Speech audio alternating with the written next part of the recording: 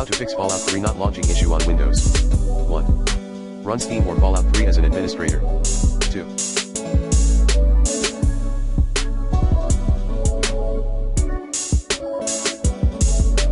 Play Steam or Fallout 3 game in compatibility mode. 3.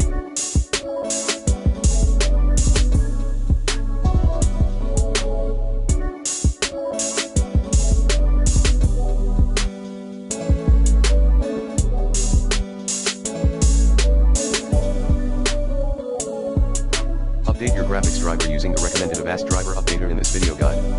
4. Repair your game files in Steam. 5. Edit your Fallout_default file in Fallout 3 installation folder. Note, change the line be used threaded AI equals 0 to be used threaded AI equals 1. Then, add the line read, I number HW threads equals 2. 6. Remove then reinstall the game.